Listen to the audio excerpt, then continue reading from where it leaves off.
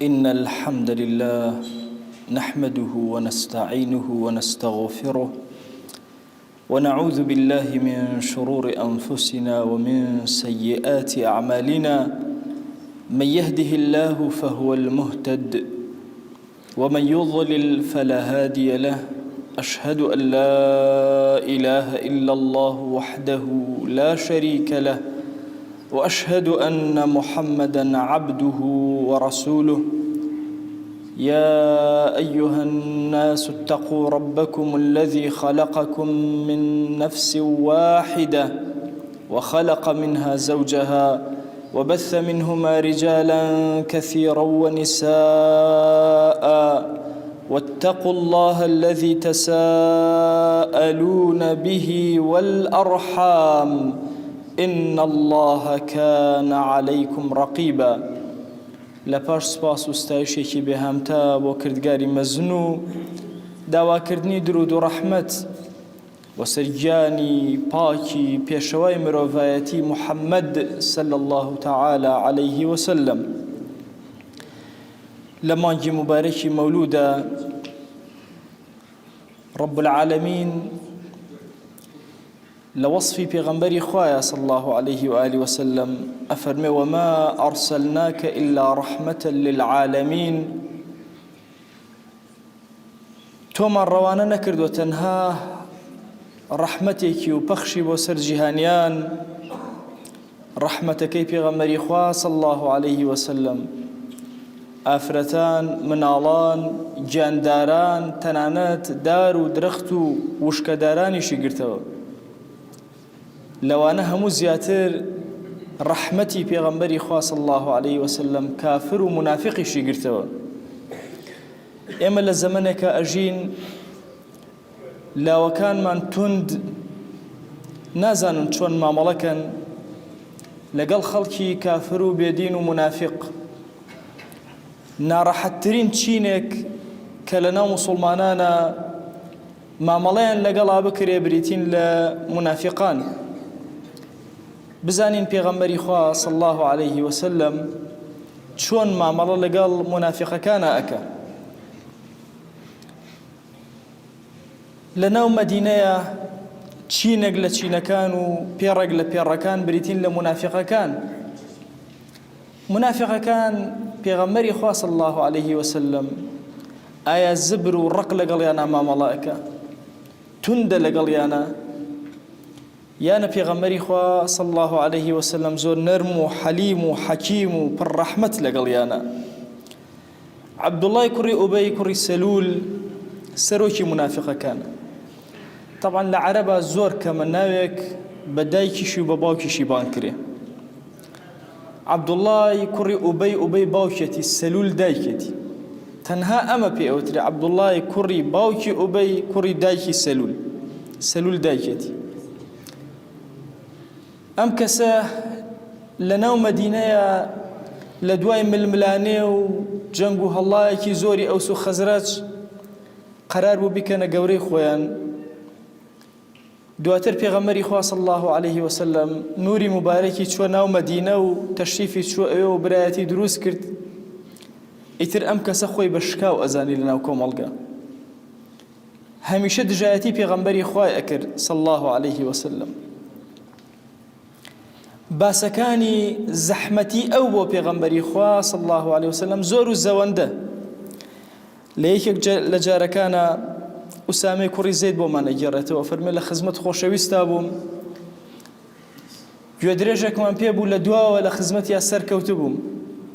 بەلای هەر پێڕ و کۆمەڵێکا بڕۆشتایە سەلامی لێ ئەکردن، نەخۆشێکیان هەبووە سەردانی ئەکردن. سەرەتای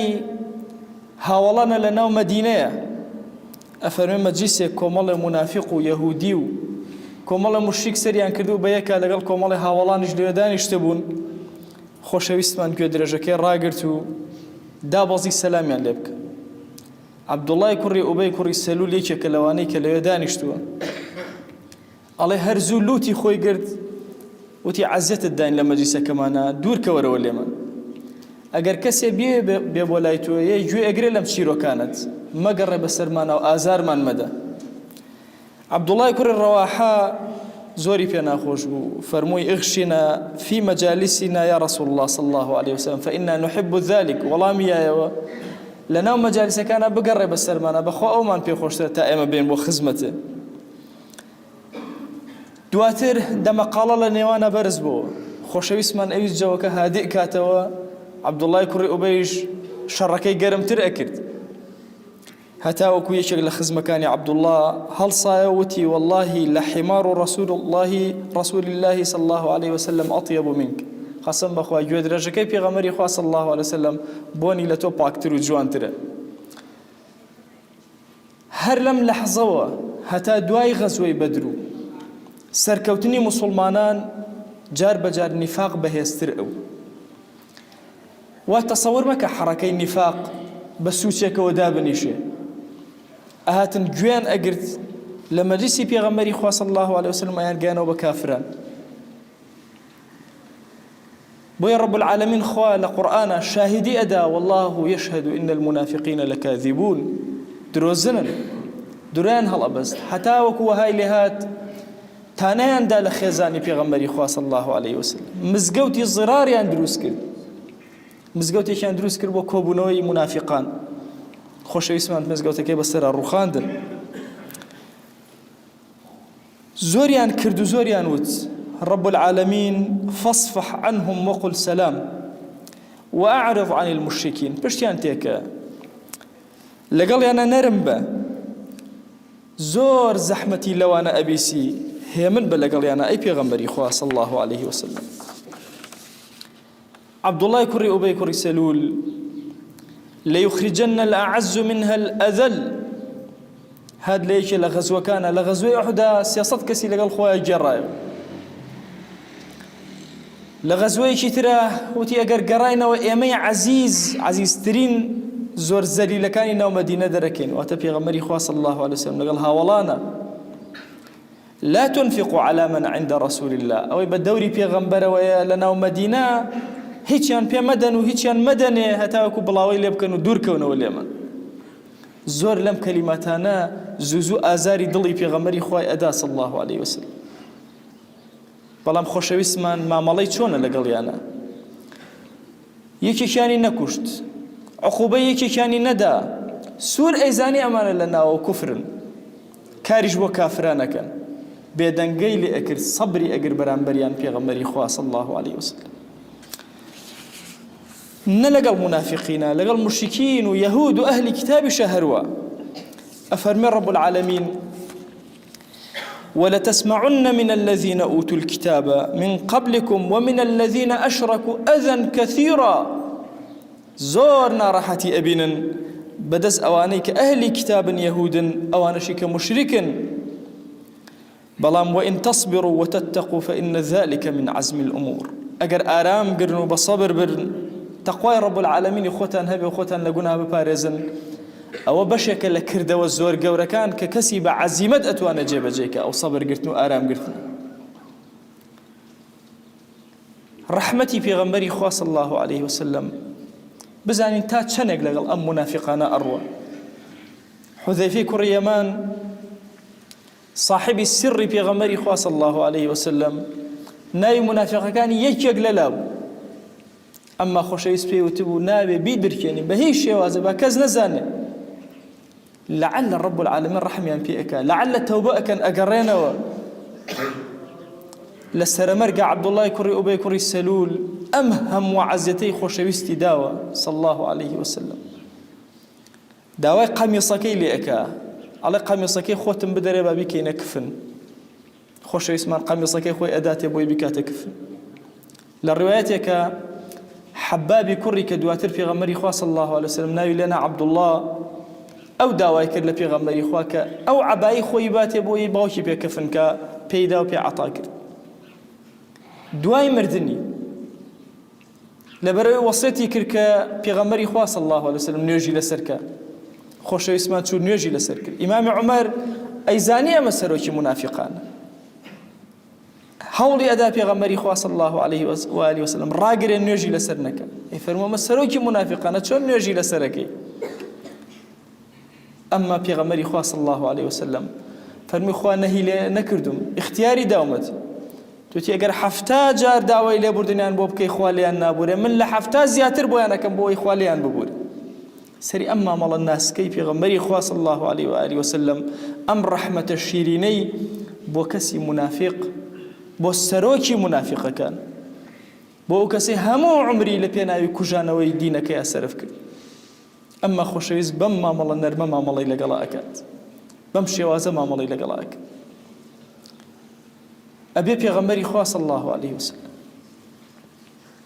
ڕەحمەتی ئەو بۆ ئێمە چەند بێ ڕەحمەتی ئەو بۆ ئومەتەکەی چەندێ بێ ئەو لەگەڵ کافر و منافقا بۆ شێوازە بێ ئەی تۆ ئەهلی مزگەوت و ئەهلی سەڵەوات و ئەهلی خواناسی و دینداری خۆشەویست لەگەڵ تا چۆن مامەڵە ئەکات چەند بە ڕەحم ئەبێ چەند بە سۆز ئەبێ لەگەڵ تا ئەو لە حەزانەی لە قیامەتا بە حوزوری ئەگەی ئەگەر چی شەرمەزاری و ئەگەر چی هەڵە و کەم و کوڕی زۆرت بەرز کردوێتەوە ئەبێت چەند بە ناسکی و نەرمی و بە ڕەحمەتەوە باوەشی ڕەحمەتێ بۆ بکات عەزیزانم لە هەموو کاتێک زیاتر ئومەتی ئیسلامی ئەمڕۆ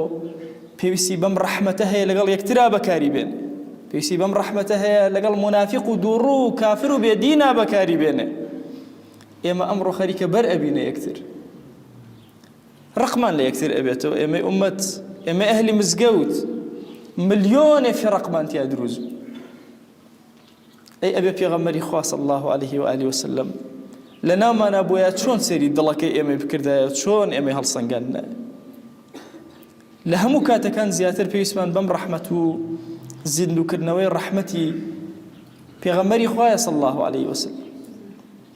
ئەبێ بە عەمەلی پیشانی جیهانی بدەین کە چ ڕەحمەتێ لە نێوانمانە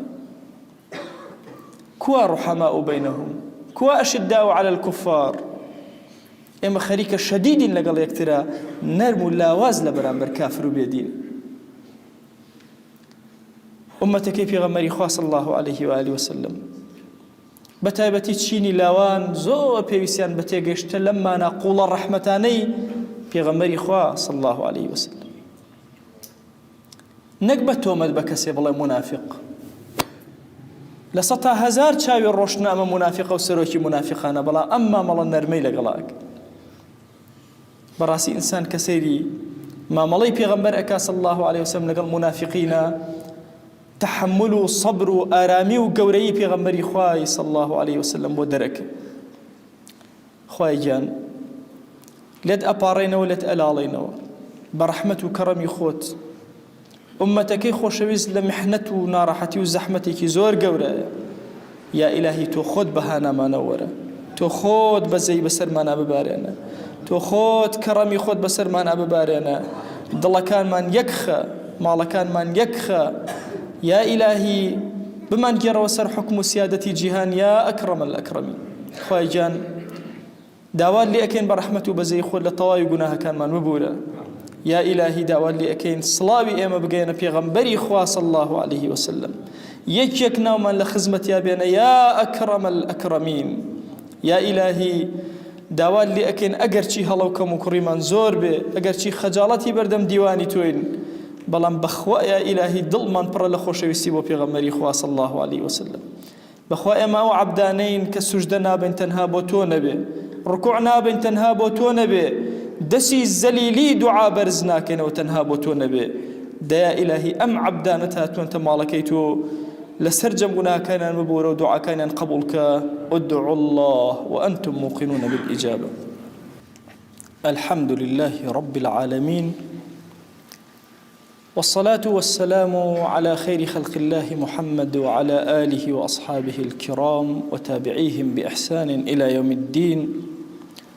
ربنا أرنا الحق حقا وارزقنا اتباعه وأرنا الباطل باطلا وارزقنا اجتنابه ربنا آتنا في الدنيا حسنة وفي الآخرة حسنة وقنا عذاب النار أوصيكم عباد الله ونفسي قبلكم بتقوى الله وكثرة مخافته فإن التقوى شعار المؤمنين ودثار المتقين ووصية الله تبارك وتعالى في وفيكم وفي الخلق أجمعين وشويسكام مانگە و مەولودینە پیش شعرێ دەست بە نەکەرمێ و ماچمێ پەوکەی گوڵنەرگەز دیڵە شیرینەن دیان و دیڵەی شەهرای محەممەد پەپولە گیانش گێرتەن بەڕووی کەف چون یاوان بەشەم هەوای محەممەد بەهەشت چەمەڕان کاڵاش ڕازنان تا با وێژ بووزۆ وەپای محەممەد ها ئاسمان وێژدا و زەمیندا بەڵکو ماچ کەرەوە پاڵای محەممەد هەر کەس دیارش کەوتەن قیامەت شەوی ئیسرا بێ لیقای محەممەد بوو بەکر و عومەر عوسمان و عەلی هەسارانی گەشت شاڕای محەممەد وەشبەختی وازی کافیەن پەی تۆ قورئان و سونەت زێبای محەممەد بابەخت کەسێوەن نەسانەوە بەدڵ کاڵای پڕبەهای ئاڵای محەممەد پێغەمبەر خوا صلی الله عليه وسلم فرەو کەسا وەصف کردن یۆ چا کەسا کە وەصف کردن معبەدەنە کات و هیجرەتینە پێغەمبەر خوا صلی الله عليه وآله وسلم دیو بە مەقامی شیرین ژیاوە وەصفێوە پێغەمبەر خوای کەرەوە صلی الله عليه وسلم پێی ئەبوو معبەدی مێردیش حەزم کرد چی کتێبە شیرینە و سیرەتینە بە زوان و هۆرامی ئی وەصفێ معبەدی خزمەتانەوان ماچۆ بە ئەبوو معبەدی هامسەریش کاتێکە گێڵەوە شۆتەکەی وینۆنە کە هیچی و هیچ مەیەوە دۆشەنیەشان نییە نەیانەنە و ئیسەی جامڵکێ جوانی شۆت نەریانەرە عەجایبش مێوەنە ئەبوو معبەد پرسیارەکەرەوە ئینە چکۆوە فەرماوە چی مەیە لاتێماوە پێوە مبارەکی دۆشتە ماچۆ ئاپیامە پێی باسکەرە کێ بێ ئایچە ماچۆ پیایم دی وەشپەنەکەوتە دەم و چەمگەش وەش تەور و تەرز ئەنە لەمەش نامێ بێ نەگنۆشپەنە ئەنەیچ سەرەرزل نەبێ کەرۆش عیبە جوان خاس و ڕێکوپێک چەمپان و برژانگ درێژ دەنگ ناسک و مەیلە و گڕ دیڵەمەس و چەمسیا و برۆ درێژ و باریک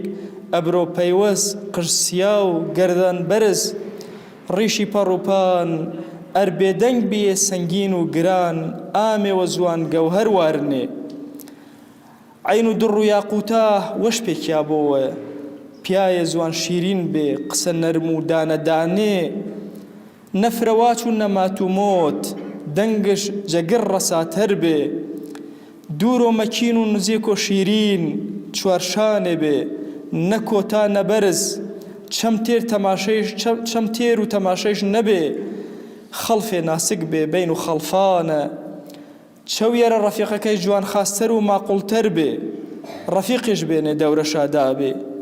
قسێش کردێنێ گرگۆش گێرێنێ دەسووری چش دێ ئەنجامش دێنێ خزمەتش کەرێنێ دەورە شاگێرتە بێ نەڕۆژ تاڵە بێ و نەبۆڵە بۆڵکەر بێ ئی وەصفێکە معبەد کەرۆشا پێی پێغەمبەر خوای صلی الله عليه وآله وسلم دیمەنێ جوان و وەشەوی سیمارەوە رەچەمە کە پێغەمبەر خوای صلی الله عليه وآله وسلم چەند لەحظەیەوە دیێن و ئەپی شێوازە وەصف و سەناشکەرۆن ئەچی جمعە مبارەکەنە ئەنە قلا وكو كمري صلوات كان مبيدي دار بيغمبري صلى الله عليه وسلم وأوصيكم أيضا بالصلاة والسلام على رسول الله صلى الله تعالى عليه وسلم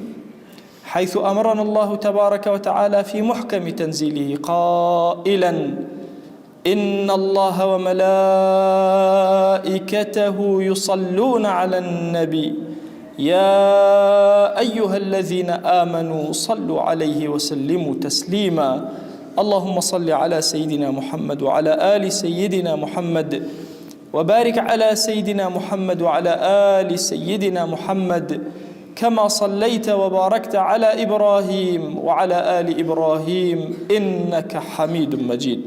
اللهم اغفر للمؤمنين والمؤمنات وللمسلمين والمسلمات ولمن أنشأ هذا المكان اللهم أعز الإسلام والمسلمين وأهلك الكفرة والملحدين اللهم انصر من نصر الدين واخذل يا رب من خذل الإسلام والمسلمين اللهم آت نفوسنا تقواها فزكها أنت خير من زكاها أنت وليها ومولاها اللهم لا تدع لنا في مقامنا هذا ذنبا إلا غفرته ولا عيبا إلا سترته ولا حاجة من حوائج الدنيا إلا قضيتها ولا مريضا إلا شفيته، ولا عاصيا إلا هديته، ولا شابا إلا أصلحته، ولا أسيرا إلا فرجته، ولا مجاهدا في سبيلك إلا نصرته. آمين آمين، والحمد لله رب العالمين. أقم الصلاة يرحمك الله.